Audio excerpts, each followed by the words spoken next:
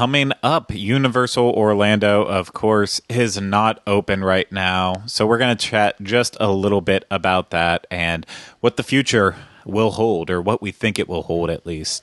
All that and more from points around Orlando, Florida. This is the Universal edition of the Diz Unplugged.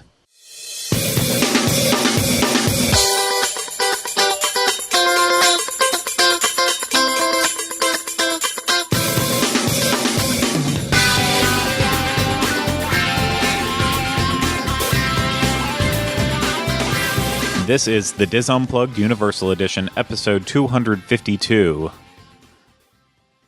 The Diz Unplugged Universal Edition is brought to you by Dreams Unlimited Travel, experts at helping you plan the perfect Universal vacation. Visit them on the web at www.dreamsunlimitedtravel.com. Hello, everyone. Welcome to this week's episode of the Diz Unplugged Universal Edition. I'm your host, Craig Williams. Today, I am joined alongside by my co-host, but not directly with him. He's in his house way across town. You know him. You love him. His name's Ryno Clavin. Hello. Hi, Ryno. Thanks for joining me this way. This is neat. You reminded me of I'm sure you've seen the movie. This is already, I'm throwing us off track here, but Best in Show, when they're like, he was at his Starbucks and I was at my Starbucks, and he was on his Mac and I was on my Mac, but we are so lucky to be raised in a time of catalogs. Anyway. I love that. Yeah. Hey, I just realized we're both wearing Snoopy shirts right now. Oh, yeah, we are. We didn't even do this on mine's purpose. on the back. Now, I just worked out that way, too. But yeah, my Snoopy's on the back. Yours is on the front. It's all good. That has nothing to do with Universal Orlando. But, no. I mean, we're not pretending it does. Sounded like the beginning of a musical number, though. Like, your Snoopy's on the back, my Snoopy's on the front. This is what happens when you don't leave the house for a week. Yeah, and you've been a lot stricter with that than I have. I have left the house plenty, but and not to go out and socialize and such, only for necessity and dog walking and such, which I know you've done that too. You're not neglecting your dogs too much. At least I hope. Oh, no. No. Artie gets a mile walk every day, bare minimum. He gets one walk that's a full mile, and then we do other half-mile walks during the day. We're timing it out. We're doing steps together, Artie and I. Oh, very good. And Rocket, but just Rocket doesn't like walking, so. Yeah. Now, it's tough. I will say the one thing I've noticed in my neighborhood, not to make this just about random stuff and not universal, but I don't know what you're dealing with in your neck of the woods, but I have never seen more people out and about right now than at this point in time. Like, everyone in my neighborhood is out. They're riding bikes. They're walking. They're just sitting on random benches. I'm like, what? I get that a lot of people aren't going to work now, but they weren't being active when they were going to work. So why is that changing now? Like, now that they're told, like, you have to stay in, now they're, like, rebelling. Like, I have to go outside.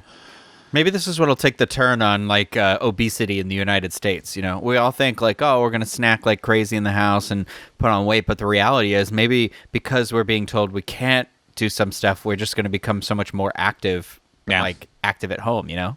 Maybe. I know myself that I am slowly losing weight despite not really exercising even that much. But just because I'm not eating a lot. I try to do 2 miles a day. That's what we're basically doing too. Runs, you know. Yeah. It's just, I don't know. It's all weird right now, but enough about us in our personal lives. Let's do what we're here for, to talk about Universal Orlando. And none of this is news. I hope it's not news to you. If it is, then where have you been living right now that you have not been hearing about any of this? But our last episode that went out was last Sunday, and we started pre-recording a lot of our episodes in bulk, as we had talked about that we were going to be doing. So when all this news kind of came out, we had a whole bunch of pre-recorded episodes already ready. And then the fact is, you know, even at the last point where we would have started pre-recording our episode for last week, even the news wasn't wasn't really great at that point in time. So we would have pre-recorded last week's show on Tuesday, and all that information ended up changing, I believe, on Thursday of that week, that the parks would be closing and a lot of the procedures and such. So the news just kind of changed so rapidly. So that's why we're a little bit late on this. So let's not even really think of this episode so much as alerting you to the news of the fact that Universal Orlando is currently shut down. Let's look at it more as this is our response to what Universal is doing and such, and looking at what's to come afterwards. So again, Universal, as of the date that this video is being published, Universal is not open to guests at all. So in fact, actually, as the time we're recording this and the day that we're recording this, all of the hotels should now officially be closed as well. So no one should be at Universal Orlando at all, and if you are, then chances are that you're hiding out, or you're trying to reenact. Yeah, you're trespassing, or you're trying to be like a Tom Hanks in the terminal and just stay in limbo in one place and hope that... I've never even watched the movie. Every time I try to watch it, I can't make it through, so I don't know what happens. I don't know if they know he's living in the airport. I'm not going to act like I do. But I don't know either. I haven't seen it. Well, there we go. Two of us, probably both of us, should have seen that movie, and neither of us have. But so Universal is completely shut down. And right now, Universal Orlando's statement, as of the time that we are releasing this episode, recording and releasing, is that they're still only temporarily closed through March 31st. So if you would ask Universal today, hey, when are you opening back up? They will tell you, well, we're not quite sure, but we know we are temporarily closed at least through March 31st. And that, of course, even is subject to change. Anything could change at any time. But, of course, it does not appear like it will at all. And I would not expect it to, but the official statement, of course, that Universal released with it was, out of an abundance of caution and to assist with our nation's preventative efforts in regards to the coronavirus COVID-19, Universal Orlando's theme parks, hotels, and Universal City Walk are temporarily closed, and they anticipate that closure to be through March 31st, but will continue to evaluate the situation. And, of course, if you need help as a guest who had booked a travel package, tickets, or accommodations, you can always call 877-801-9720 to help change that. But chances are at this point, if you had any of those issues, you already got in touch with Universal or your travel agent, and you took care of that. So that is the meat and potatoes on that. And just, Universal also has all this information posted on their website, very prevalent, so you can find it.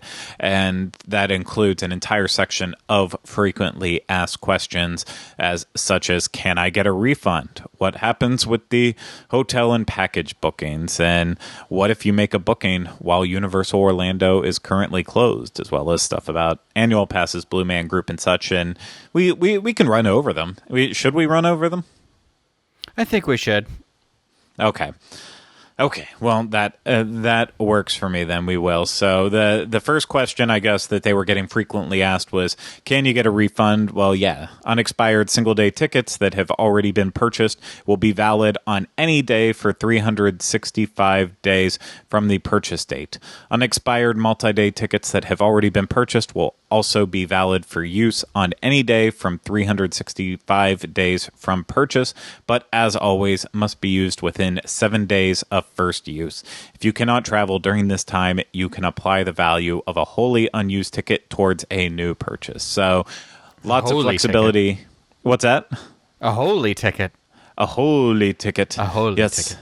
Yeah, I love any time I see anyone use the wordage holy. It makes me happy inside. But even though I don't add the holy in it that well, but that's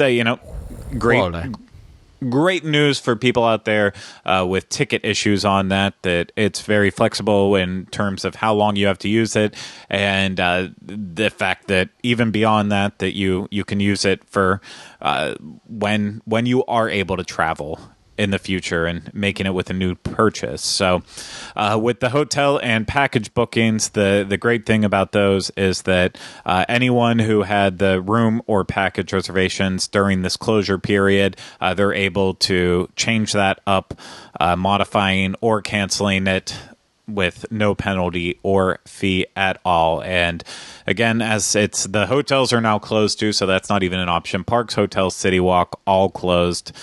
Don't even think about coming here right now while they are closed. It will not do you good at all.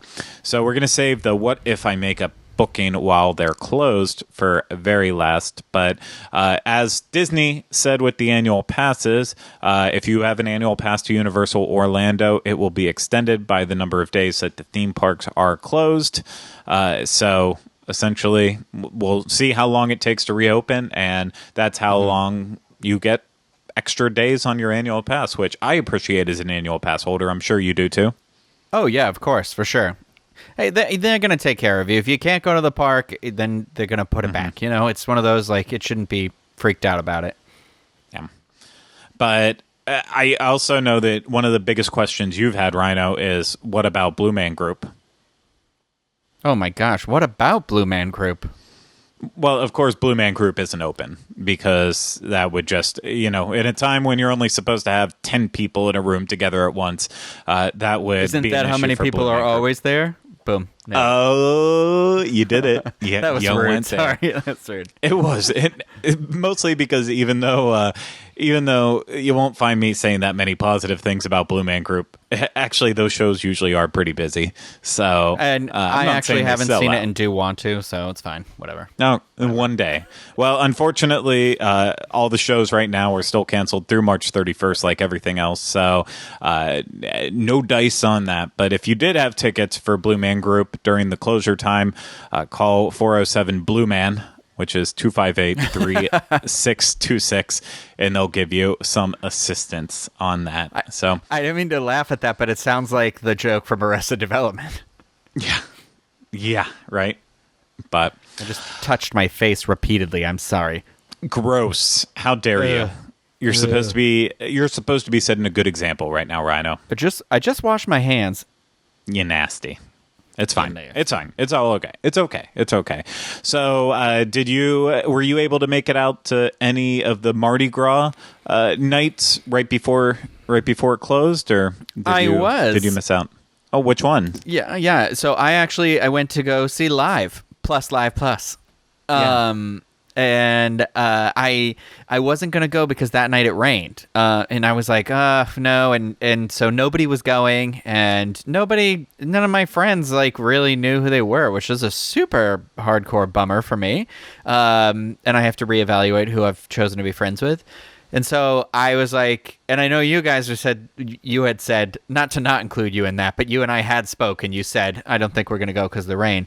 And I was just like, it literally got to they went on at 8:30, and I think it was like 8:10, and I like grabbed my stuff and was like, I can make it into the park by now. And I literally walked up right when they started playing the first number. And that was a good show. They did a really good show, and the rain held out for the most part till the very, very end. It started to like rain again, and I was like, I'm sticking through it. I'm staying here. But it was a really, really good show. I'm really happy I got to do it. Oh, I actually meant more. Did you go see the altered lineup on the last Saturday and Sunday night of the event, where they had to switch around because artists canceled, and like Sugar Ray came in to play the final concert for Mardi Gras? No, I did not see that. I didn't realize that happened. I mean, I knew that somebody had canceled, and that's why I was like, oh, what are they going to do? I didn't realize it was Sugar Ray.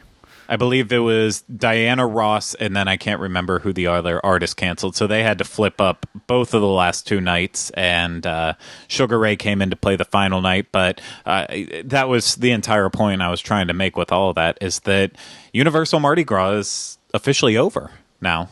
So it is. Well, I mean, and that is like it was the right decision to make. Obviously, but yeah, that is even if it would reopen for some reason, if the parks would reopen tomorrow, it's still Mardi Gras is over. It is completely over. Even I think it was supposed to run through April 3rd. Even if it would have come back, even if the parks open up April 1st, not happening on those nights. So it's done and over with. So if you were able to see it this year, then you saw some cool stuff, but kind of funny that on its 25th anniversary, a milestone year, that I know it went out in such a sad way here. Craig, you know what has me really worried, though, and I'm sure a lot of people, though, because this is the 30th anniversary of Halloween Horror Nights. And it's not just being like, oh, well, that's in October, that's, August, September, that won't be effect. Obviously, we're going to have a ripple effect for this beyond what I think people are really comprehending, but it's like, even if they pop back open, I don't think we're getting, I think it's interesting that we don't know a single house really yet, do we? No, we don't, right? No. Yeah. No, but right before all of this happened, they released the special ticket, the buy a night get a second night, and with that wording, they announced that there'd be 10 houses and 5 scare zones and 2 shows. So they're starting to pave the way right now for what's going to happen. But yeah, in terms of when we're going to start getting the announcements and such, that's definitely up in the air. All right. Well, let me ask you this question then. Do you think it'll either be, because there's 2 ways it could go. It'll be it's scaled back event, but they'll really put their all into, like, let's say like 7 houses or something. Or do you think it will be still the full lineup because that's such an important event for Universal Studios, and they'll do everything that they can to pull in that crowd, hopefully once it's open by then? I mean, I'm just being I would optimistically love to be out of my house and at Halloween Horror Nights in August. So yeah, I think the latter is definitely the what is most likely. They absolutely need Halloween Horror Nights to happen, and they need it to be a big event, like it is every single year. It is such a critical, important event for it. So they will do whatever they can to try to make sure that it actually does happen. So I think that's the key takeaway with that. I think, in my opinion, I'm no expert on it. I will never try to be an expert on it. I've tried to make that clear enough. I believe that the parks will definitely be open by that point in time. It will definitely be a different experience visiting the parks post all of this, in terms of cleanliness, in terms of interaction and stuff. I think now that so many people are going through this, I think it's really going to be eye-opening in terms of how we visit theme parks in the future, or I hope it would be. When you see stuff like the crowds gathered at Walt Disney World and Universal on the final nights, and how they still all came together despite being told not to, that doesn't give you a ton of hope in humanity at some points. But I think that for a lot of people out there, I know you and I have always been cleanly. We err on the side of cleanliness when we go to the theme parks. We bring wipes. I always carry those wipes. We wipe down our own tables. I regret not buying more wipes when I held them in my hand that last faithful day I saw them in a store. Yeah, me too. It's actually, I can't even say that. Kylie and I found like wipes at Target the very last time we went, not the very last time we went to Target, but one of the last times, and we picked up 3 packs of wipes and said, this is enough for us. And we left, like, there was still another 20 or 30 in the bin. And we're like, we'll leave enough for everyone else. We're not going to go crazy. And I think we went back like 3 hours later and they were gone. And so it's like, we really did luck out and got them when we did. But yeah, I think the future on the opposite side of all of this is going to be very interesting to see. And that kind of leads us to our next stop. We talked enough about here with what's currently happening. Let's talk about what we have to look forward to with Universal when it reopens. And the first thing right now I think that has to definitely be said is it's important right now to still, if you can, to still plan on visiting Universal Orlando. Like, I'm not. Oh yeah. I understand that a lot of people are being very heavily impacted during this entire time, just like we are. It's stressful, and when if you're in the position where you know your job is safe throughout this entire thing, you know, you're in a very important position right now where you probably have the money that you can still spend to vacation and stuff. And then there's other people in the restaurant industries, retail, travel, beyond that, that genuinely don't, you know, they're being laid off right now or don't know if they'll have jobs for months because of all of this.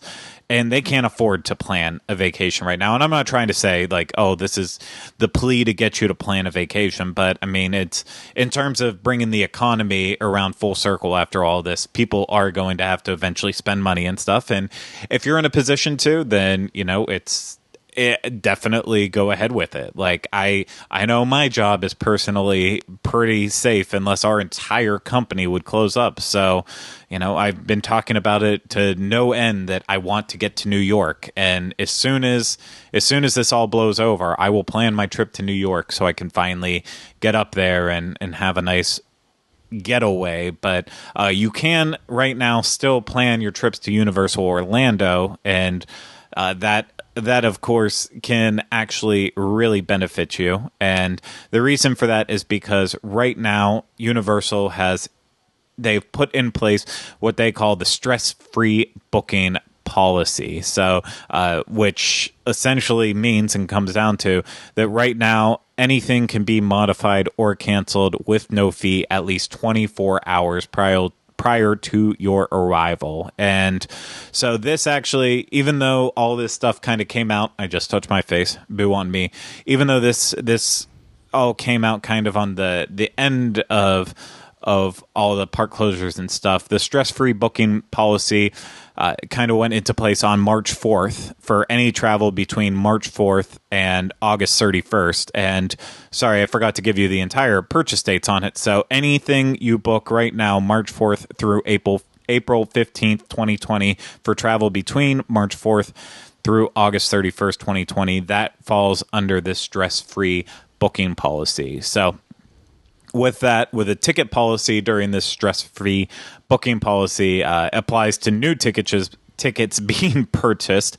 I don't know what tickets are, but new tickets being purchased in this period, full refund would be available. This does not include annual passes, so don't try to include those in there. But if you buy any tickets right now through April 15th for travel, March 4th through August 31st, then you can get that full refund available for those tickets for any reason at all.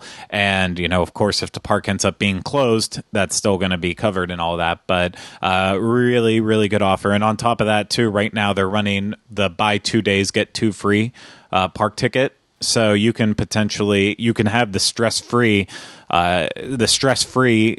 ease of mind right now if you book, and you can also get a 4-park ticket for the price of 2. So something to think about if you can travel during those dates, assuming everything is opened. With the hotel policy, again, all the dates remain the same, so I'm going to stop saying it. But a full refund is available if you cancel 24 hours prior to arrival, and a one-night non-refundable room deposit must be paid if canceled within 24 hours of arrival. So, you know, nothing different there. So don't get too crazy about it. For the vacation packages, it's modifications, no fee if modified at least 24 hours prior to arrival, $50 fee per reservation if modifications are made within 24 hours of arrival. For packages including airfare, additional fees and penalties imposed by airlines may apply. And with the cancellations, no fee if canceled at least 24 hours prior to arrival, $200 fee per reservation plus any additional hotel imposed fees if canceled within 24 hours of arrival. For packages including airfare, additional fees and penalties imposed by airlines may apply. So long story short with all this, the full refund available for tickets purchased right now, that is awesome. That is very cool. But in terms of hotels, you know, all hotels you can cancel and stuff if you don't end up traveling. I've been that terrible person before who has just booked random hotels on the off chance that I might travel and then cancel at the last second. So usually within like 3 days out.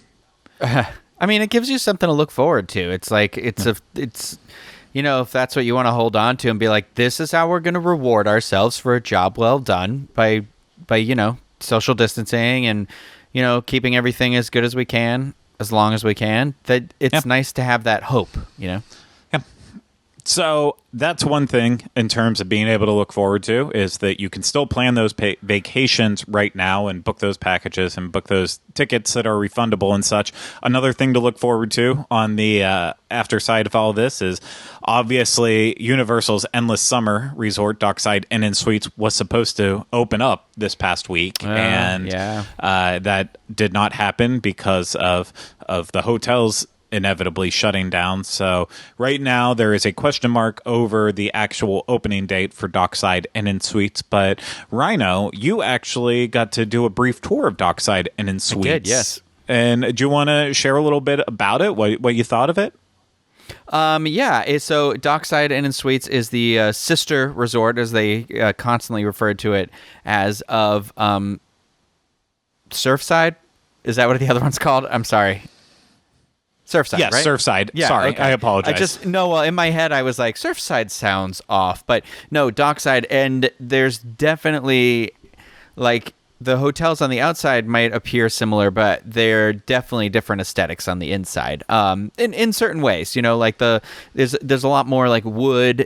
They're really leaning into that dock, like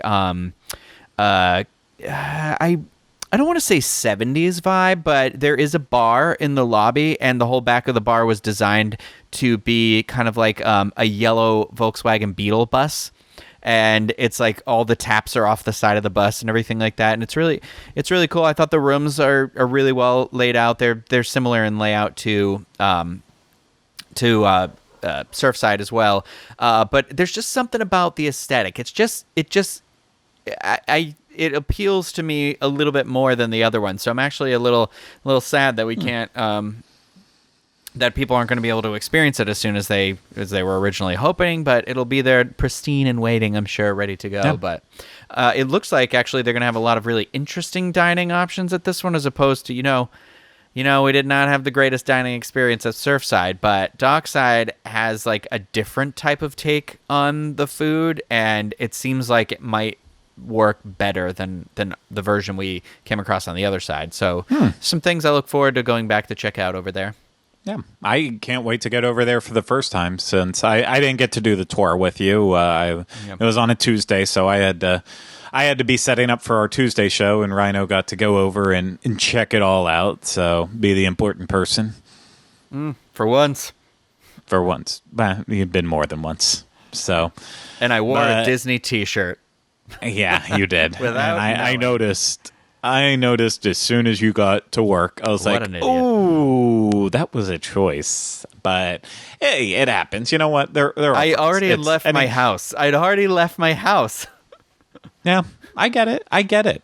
It all makes sense to me. But that, you know what you just said about Dockside Inn and Suites, that has me even more excited to get in there when it does open up. So we'll have to see how it all is. So at first we weren't planning on actually staying there, but things change. Maybe we will stay there once it opens up. The price point is amazing for that resort, though. For like the whatever the largest room was, it starts. I can't remember the number they gave me, but I was like shocked. Yeah. Kind of. Of course, the starting price that they give you, I know like the starting price for a standard room, I believe, starts at $79, but that, of course, is during the seasonal time of the year, the off-season time of year, and then also if you book like 7 nights, then it will drop it to like $79. But still, it's like what we talked about when we stayed at Surfside the very first night. A one-night Florida resident rate that we got on it, I think, was $160 for a room that sleeps 6 people. So still ridiculous. And I think the pricing for Dockside was actually supposed to be like maybe like $5 or $10 a night on average cheaper. I might have it switched, but it's still going to be another affordable hotel. And when the entire thing's open up, over 2,000 extra rooms added at Universal Orlando, just bonkers. But they're going to need that, because the other thing that we can expect probably shortly after opening is finally getting inside of the Bourne Stuntacular. So I'm not saying it's... I keep forgetting about that. Yeah, I'm not saying it's going to open up when the park opens up. I don't know. With that stunt show in particular, there's obviously, besides the team members that are just working, like the attraction entrance, making people get into the different rooms and all of the normal positions they'd have, you also have the actors involved in it too. So I don't know what happens with that scenario and when they'll be able to get things up and running again with that. But I know that it was getting very, very, very, very close to probably just kind of surprise opening to a lot of guests. It would have gotten to that point where I don't even know if they would have announced. It might have been a thing where it soft opened and then the official opening date was later on, kind of like they've been doing. They did for Fast and Furious and Fallon and such. So it definitely probably within a month, assuming there's no issues with everything that just happened. Once the parks open up, It should be open within a month, which, it might not be something that everyone's excited about, but it's still a brand new attraction that will be available once the parks reopen. And it looked, did you see that when they did the little special behind the scenes clip of it? I think it was on the Today Show. So no, I didn't, but I did hear the hype being saying something about I forget what they were saying about like how the excitement of like people going in there and they're like, so if these type of people are excited, why wouldn't you be excited? And I was like, that's a good point. Like, so I did I'm taking a turn on my excitement with it. Yeah, no, they showed a very brief glimpse of it on the Today Show when the Today Show did a taping at Universal right before all this happened, and I'm more and more intrigued, but we just right now everything is wait and see. So we can buy those tickets that could potentially be refundable. We can book those vacations right now that we can still get a refund on. Everything will go back to normal eventually, but we just have to be patient with it. I think that's the key. Yeah, I mean, it's just it's going to be tough for everybody. It's a challenge right now. But again, like I keep saying, it is like, look at, if you've been to Universal before, or you were planning your first trip, or you want to start planning your first trip, that's your reward at the end of this this struggle we're going through. Yep.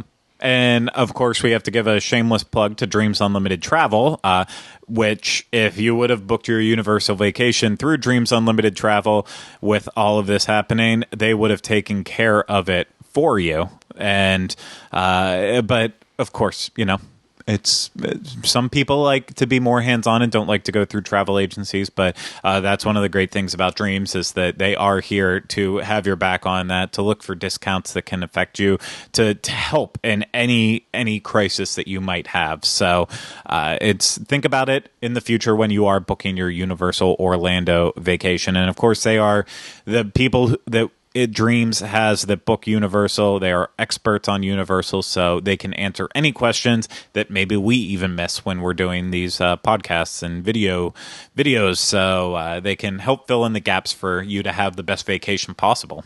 But I think that's going to do it for this episode. We'll be back with a happier episode next week, talking, I think, continuing our discussion of non-thrill rides, or the reality of Universal for non-thrill seekers, going over Islands of Adventure next, or it'll be something completely different. It might even be another update. I don't know. Anything can happen. The wind can blow and all this changes. But until then, I want to say thank you to Ryno for being here alongside me. Thank you for having me at a distance. Yes, thank you for being distant. I appreciate that. And thank you to everyone out there for watching and listening to us. If you have any extra information you need, of course, you can always go to disunplugged.com, home of our show notes page for this show and all the others on the Dis Unplugged podcast network.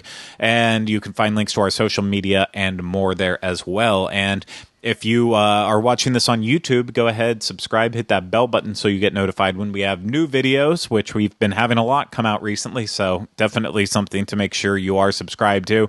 And then, of course, leave us comments, questions. We're probably going to do a lot of question and answer episodes in the very future here. So please do that and hit that thumbs up button if you like it. And if you're listening to this on Apple Podcasts, Stitcher, Spotify, wherever, subscribe to us, please, and rate and review us if possible. possible. So that's it for this episode. We'll see you again next week with another one, another edition of the Dism, another episode of the Dis Unplugged Universal Edition, falling apart here at the end. So thank you guys, and we'll see you again soon. Until then, remember, we still haven't changed the name.